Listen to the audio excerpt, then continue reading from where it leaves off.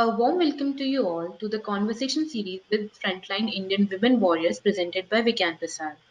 With this conversation series, Vigyan Prasad wishes to reap this opportunity to let the world know the contribution of Indian women scientific community who have been at the forefront in India's war against the global pandemic. Today, we are celebrating the 6th International Day of Women and Girls in Science, which was initiated by United Nations back in 2015 to laud the women scientists, contribution of women scientists at the forefront of the fight against COVID-19. Vigyan Prasad is an autonomous organization of Department of Science and Technology, Government of India, which is engaged in large-scale science communication, popularization, and extension activities in the country. We would like to mention that Vigyan Prasad has utilized digital media and social media platforms exponentially during these critical times and raised awareness and reached out to hundreds of people and communicated the importance and the importance of communicators in this world. We also have been covering all the science news on the subject through the COVID-19 newsletter to consolidate all the knowledge and facts regarding this outbreak. The newsletter covers news and developments from various governmental and private organizations. The outbreak of the pandemic has clearly demonstrated the critical role of women researchers, scientists, doctors, and other frontline health workers in different stages of the fight against COVID-19. From advancing the knowledge on the virus to developing techniques for testing and finally the vaccine against the virus. To mark this year's celebration of International Day of Women and Girls in Science, today's program is dedicated to all the frontline Indian women warriors. We are honored that some of the representatives of the community are with us today. They will share experiences, stories, and learning during these critical times. Our guest is Today's guest is Dr. Jayanti Shastri, who is professor and head Department of Microbiology, KN Medical College and Nair Hospital, and also the in charge of Molecular Diagnostic Reference Lab at Kasturba Hospital for Infectious Diseases, Mumbai. A warm welcome to you, madam, and we are privileged to have you with us today. So, my first question with you will be, when and why did you decide to be in science and specifically medical science? Thank you very much for this opportunity, and let's all rejoice the fact that we are women and we are women scientists. And this is actually a great platform to share our views and our experiences. Um, the thing is, science has always interested me right from my school times because I always felt that through science we can answer a lot of questions. So basically, I used to be very inquisitive by nature since childhood. And very early, say around ninth standard, I had made up my mind that I would like to pursue biological sciences.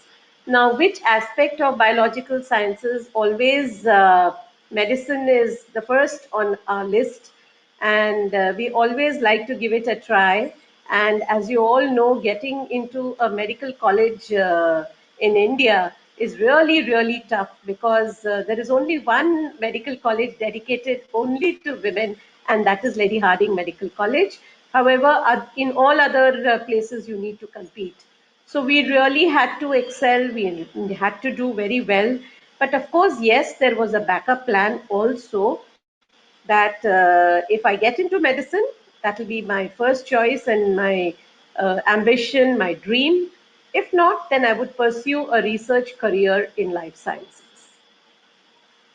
That was an inspiring story of yours, ma'am. Now, please tell our audience about your role in the fight against COVID-19. Uh, I, my role, I would actually say, was very important because when the pandemic struck us early in 2020, there were very few labs in the country doing RT-PCR. Now, as you know, that it is a molecular test which is specifically to be done for the diagnosis of COVID. And I had set up a world class laboratory at the Kasturba Hospital for Infectious Diseases under the governance of the Municipal Corporation of Greater Mumbai. And I have been the lab director of this lab which has been catering to the city of Mumbai, the public health sector, the tertiary care centers, secondary care centers. They have been sending samples to us for leptospirosis, dengue, then of course from 2009, the H1N1. So we were geared up to do molecular diagnostics. And we had certain outbreaks also, the H1N1 outbreak, which was commonly called as swine flu, where our lab was, identified for testing. So when the pandemic struck us, the Indian Council of Medical Research had identified our lab in Mumbai to do the testing for COVID. And we were validated by the National Institute of Virology, Pune. And from 3rd February 2020, we started testing. Now, when it started, we were the only lab in Mumbai doing testing for all the private hospitals and public hospitals. And there, the work was overwhelming. And only by the end of March, there were other labs which were added for testing, because molecular testing is not routinely done in most labs for diagnosis of infectious diseases. It is labor intensive, requires a lot of training. So we trained a lot of lab personnel, the technicians, the faculty in this technique, because we already had the know-how and the equipments. And our staff was extremely supportive. I must share with you that we have a lot of women also in our staff. And there is one example I would always like to share is there's this girl who works with me as a lab technician. Her child had a fall and had a head injury, but still she came for work saying that there's so much work, how can the others manage? So this was the zeal and enthusiasm. I think this was something which was remarkable, and all of us came together. My people, I used to give them pep talks, I used to boost their morale, but the lab used to be working 24 by 7, and each one of them, each uh, technician and technical officers, my doctors, I really salute them and thank them for all the efforts made. It was a national cause. We all had to rise. We were here for the city and we delivered. Surely, ma'am, your efforts and your team's efforts, especially, show that how it was really difficult for you people to manage, and still you come out with flying colors. Ma'am, you mentioned about a study, so please tell the audience how your study has implications on the understanding of the persistence of SARS-CoV-2 infection in humans. I would like to talk about two important studies which we did, rather three. The first study which we did was a delayed clearance, which we had seen in males as against females. So when we talk of clearance, it is how early does the virus clear from the respiratory system. So what we saw that the males are clearing the virus much later than the females, and this study was done as early as April 2020. And then, of course, we all know that the sex hormones, they have a very important role in the development and activity of the immune system. And estrogen has an immunostimulatory effect, and the testosterone has a immunosuppressive effect. And so that is the reason we found that probably that could be one of the reasons that the males are clearing the virus later than the females. And the other thing which we are still exploring the possibility of a reservoir, because the ACE2 expression in the testes in males is much higher. So ACE2 receptors are highly concentrated. So maybe that acts as a reservoir. That has yet not been confirmed, and there are studies ongoing. The second important study I would like to share with you is in municipal corporation, we were the ones who did the Sero survey in Mumbai. And what we observed was 57% of the slum population had antibodies as early as end of July. And in the non-slums, in the high rises, it was about 16%. We have published this. And when we did the second round Sero survey in August, It was around 47% and 16%. So we conducted the most important sero survey in the city of Mumbai. And the third important publication is the reinfection in SARS-CoV-2. And this has also been published. We demonstrated reinfection in 4 healthcare providers who were at the front line of healthcare, and they had 2 episodes of SARS-CoV-2 infection by 2 different clades of the virus. So here is a very important message that once you have got SARS-CoV-2 does not mean that you are immune to the disease. There is a lot of variation in the strains, there are mutations, and therefore one can always be susceptible to another variant or a strain of the virus. Thank you, ma'am. As you have just explained that there is a high susceptibility and fatality rate among men for SARS-CoV-2. So, are there any gender-specific measures that can be taken to contain this transmission? Yeah, actually, see, men do not produce a robust immune response. So this message, in fact, early in the pandemic, we had made it very clear that, so we have also seen in households when we did the contact tracing that, given the infection in a household, more number of males are getting infected than females. And of course, males, see, respiratory infections are generally because of smoking or other airway diseases are more common in males. So they are definitely more susceptible. And what I would also like to say is if males in the household have comorbidities, they should practice corona appropriate behavior. There should be wearing of mask, social distancing. And the other message which I would like to share with you is this is something which we have seen through our observation in various studies, is that young adolescents who are there in the household should in fact maintain a safe distance with elderly in the family, especially males. Because we have seen that the adolescents are able to clear the virus because of their immunity. However, they have an asymptomatic infection and they can spread this infection to the household members, especially the elderly. So given the risk for males, it is the males who have to be very cautious where there are adolescent population also staying with them in the house. Okay, ma'am. As you have told your story of working from home, working for the lab, and going to the field and all, I'm sure that you must have a lot of challenges that you have faced in this process. We wish to know from you what helped you to get through this. I'll tell you, we never, so all through the pandemic, all of us were traveling to work.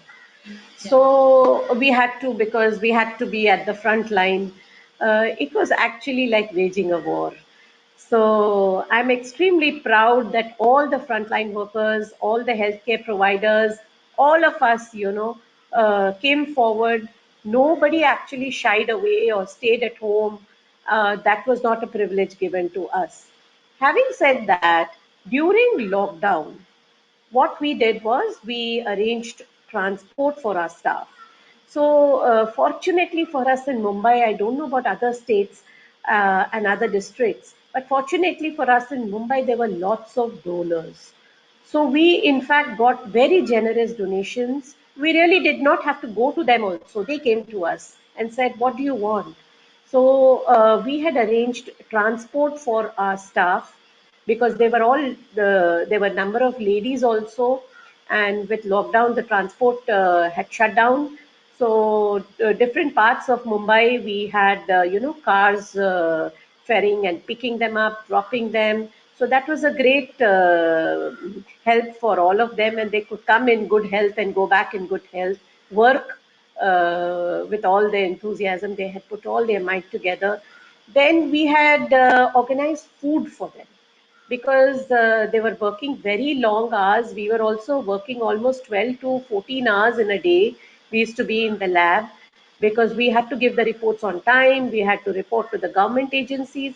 So the challenge in the pandemic is reporting.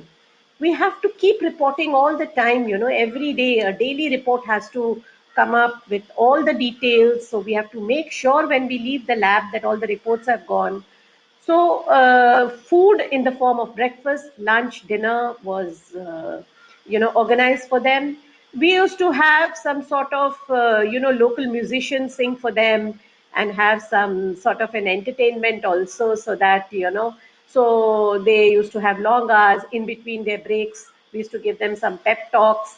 And this was actually the challenge which the human resource we could do, we could help. But the second most important challenge was availability of diagnostic kits. I tell you, I cannot agree more with our PM Atmanirbhar Bharat, because I tell you, when there is a pandemic, people stop supplies to other countries. And that is what we faced during the pandemic. I still remember the date. On 16th March, we used to get RNA extraction kits from a company in France. And they stopped giving us kits because our automated extraction systems are all closed systems and they require these kits. And they just told us that we have diverted our kits to Italy and we cannot supply it to India. There was a local manufacturer who actually got us one equipment, because we were in a dilemma, because doing a manual extraction for innumerable, we were at that time testing around 500 to 600 samples a day. And this is not an ordinary test where it is a sample in and output out. It's a lot of labor intensive. Do you believe that the pandemic will have an effect on you for science and scientists? Absolutely. I think it is a victory of science. It is absolutely a victory of science, because we have been able to roll out the vaccination so early. Have we ever heard of any disease where there was, not really much of treatment available? There were lots of options which were there in treatment. However, the vaccine rollout has happened in a matter of just 10 to 11 months. So I'm sure people will definitely laud all the science and the scientists behind this prevention effort, and all the research which is going on for us to understand pathogenesis and the effect of the disease is, again, we owe it to the scientists. I'm sure it is a day when science should celebrate, and all the scientists, since today is the day for the women in science, all the women researchers should celebrate.